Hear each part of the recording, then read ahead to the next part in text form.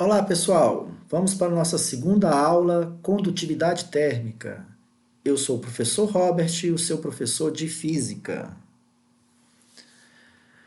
Agora que já conhecemos a diferença entre temperatura e calor, vamos construir um modelo capaz de investigar os processos de transmissão do calor. Esse modelo nos permitirá conhecer melhor os fenômenos abordados na aula anterior, correntes marítimas e a formação dos ventos e outros exemplos do nosso dia a dia. Mas antes, vamos retornar ao tema da nossa última aula. Vimos que os ventos, assim como o movimento do mar, ocorrem devido ao aquecimento desigual do planeta. Quando temos um fluido, ar ou água, com regiões de temperaturas diferentes, teremos a formação de massas fluidas com densidades distintas. Lembrete?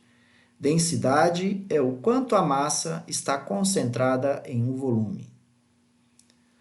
A região de maior temperatura será menos densa, e esse fato produzirá o deslocamento dessa massa para a região mais fria, de menor temperatura. A massa mais densa, por outro lado, deslocará para a região mais quente, de maior temperatura. Esse deslocamento de matéria será denominado de corrente de convecção. Onde mais vemos uma situação semelhante ao que vimos na aula passada? Deslocamento de massas de ar, correntes de ar e o movimento das águas do mar. Vamos primeiro comparar o movimento das águas do mar com o que acontece em uma panela cheia d'água. Ao passar do tempo, se verifica uma movimentação de massas de água mais quente vindo da região do fundo da panela para cima. Então veja, aqui essa região fica mais quente primeiro, a água fica menos densa e aí ela sobe para a região mais fria, de menor temperatura. E empurra a água que está mais fria aqui para a região de baixo, mais quente. E é isso que eu chamo de corrente de convecção. Água quente, menos densa, sobe e empurra a água fria, mais densa, para baixo. Esse deslocamento de massas de água quente e fria dentro do recipiente é o que nós chamamos de correntes de convecção, semelhante ao que aconteceu com o movimento do mar que explicamos na aula passada. Agora vamos ver um exemplo parecido com a formação dos ventos. Balão de ar quente, aquecer e decolar. O maçarico aquece o ar do envelope que se expande e fica menos denso que o ar de fora. Então aqui dentro você tem um ar menos denso e mais quente do que aqui do lado de fora. E isso então acaba deslocando o balão para cima. A decolagem ocorre quando esse ar supera em cerca de 60 graus a temperatura externa. E é como se o balão de ar quente, menos denso, boiasse no ar frio, mais denso, do mesmo modo que o navio flutua na água. Então, mais uma vez, o ar super quente aqui dentro do balão sobe para as regiões mais frias, empurrando o ar mais frio para baixo. Aqui também é um processo de correntes de convecção, semelhante ao que acontece na formação dos ventos. Outro exemplo. Por que o ar-condicionado é colocado na parte superior do ambiente? A mesma pergunta pode ser feita para o congelador, pois ele sempre fica localizado na parte superior da geladeira. A resposta a essa pergunta é bem simples. O ar-condicionado esfria o ar na parte de cima. Esse ar mais frio, mais denso, desce, empurrando o ar quente aqui do ambiente para cima. Então, forma-se de novo as correntes de convecção. O ar frio mais denso desce, empurrando o ar quente para cima. Esse ar quente, quando vem para cá, ele acaba esfriando, e depois de um tempo você tem todo o ambiente com temperatura homogênea, todo ele frio. O mesmo acontece na geladeira, propiciando assim a refrigeração dos alimentos que se encontram em seu interior. Sintetizando, o calor pode se propagar por convecção. A corrente de convecção é o movimento de massas fluidas que trocam suas posições devido à diferença de temperatura. Dessa forma, ela ocorre somente em fluidos, como vapor, gases e líquidos, não ocorrendo em sólidos e nem no vácuo.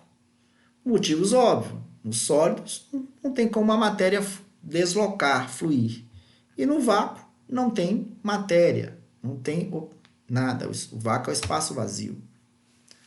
O ar quente é caracterizado por moléculas que se movimentam de forma mais intensa, provocando uma separação maior entre elas. Logo, um maior volume, uma menor densidade. Já no ar frio, as moléculas não se movimentam tanto, ficando mais aglomeradas, fazendo com que o volume ocupado seja menor e a densidade maior. E nos sólidos? Para ver como o calor se propaga nos sólidos, vamos abordar outros exemplos do nosso dia a dia. Segure uma colher de metal pelo cabo e a mergulhe em uma panela cheia de uma deliciosa sopa super quente. Ao passar do tempo, a ponta da colher está aquecida. Nesse caso, o calor fluiu da sopa super quente aqui para a colher, aqueceu a parte de baixo da colher e o calor foi fluindo molécula a molécula até chegar em toda a parte superior da colher. Para entender isso melhor, vamos ver um exemplo. No exemplo anterior, o calor fluiu das moléculas mais agitadas para menos agitadas. Então veja aqui, essa região mais quente, as moléculas ficam mais agitadas. E aí elas vão colidindo com as moléculas menos agitadas, aumentando a vibração das menos agitadas, até que depois de um tempo você tem todas as moléculas do meio com o mesmo grau de agitação. Esse processo é denominado de condução. A energia flui molécula a molécula sem o transporte de matéria.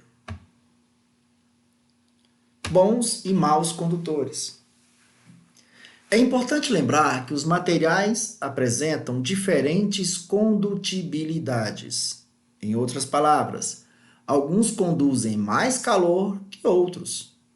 Os metais, a exemplo da mencionada colher, são bons condutores de calor, enquanto a lã de vidro, a borracha e a madeira são maus condutores.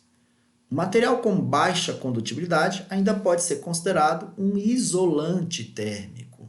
Então, a borracha, a madeira e a lã de vidro são considerados isolantes térmicos. Essa diferença de condutibilidade é verificada em espaços como o da cozinha. As panelas de ferro possuem cabos de madeira ou plástico, pois esses últimos materiais têm mal condução térmica. Isso possibilita que os alimentos sejam preparados sem que o calor do corpo da panela seja transmitido para o cabo, criando segurança para o procedimento. Outro exemplo.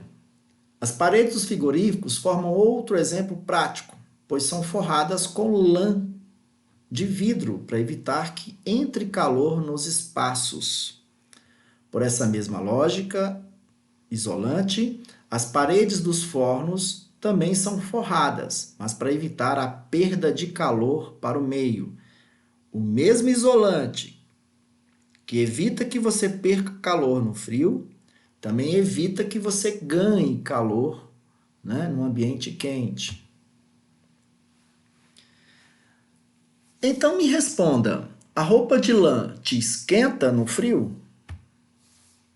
É comum utilizarmos a expressão que no frio temos que vestir roupas de lã para nos aquecer. Mas não é isso que acontece. Sentimos frio quando perdemos calor para o ambiente. Lembre-se, o calor flui do corpo de maior temperatura para o de menor. E sentimos calor quando recebemos energia. Como vimos, a lã é um bom isolante térmico. Portanto, ela evita a propagação de calor do seu corpo para o ambiente, não permitindo a perda de energia. Utilizando essa lógica, em ambientes de alta temperatura, a roupa exerce o mesmo papel. Evita recebermos energia do ambiente. É por isso que no deserto utilizamos roupas semelhantes do que em regiões com neve. Então aqui nós temos um sujeito com roupa, né, equivalente ao que ele estivesse no Polo Norte. Ele está no deserto do Atacama, no Chile, com uma roupa equivalente ao que ele estaria vestido no Polo Norte. Isso porque no deserto do Atacama, essa roupa, né, isola ele do ambiente, evita que ele receba energia do ambiente. Se ele estivesse no Polo Norte, a mesma roupa agora evitaria que ele perdesse energia para o ambiente. Portanto, a roupa de lã não nos aquece, e sim nos isola, tanto para ambientes quentes como para ambientes frios. Para finalizar, e a energia do Sol, como chega até nós? O Sol é a fonte de energia que controla a circulação da atmosfera. A energia solar nos atinge por meio de ondas eletromagnéticas, que também são denominadas de irradiação. O calor do Sol percorre milhões de quilômetros até chegar à Terra. Essa propagação não se dá por condução nem por convecção. Nesse trajeto, o calor se propaga no vazio, por irradiação, isto é, através de ondas. Resumindo, o calor pode se propagar de 3 formas: condução, convecção e irradiação. Aqui, ó, o calor do fogo pode chegar até a panela, né, por irradiação, ondas. Nos sólidos, o calor pode se propagar por condução. E nos líquidos ou gases, por convecção, formando correntes de convecção. É isso.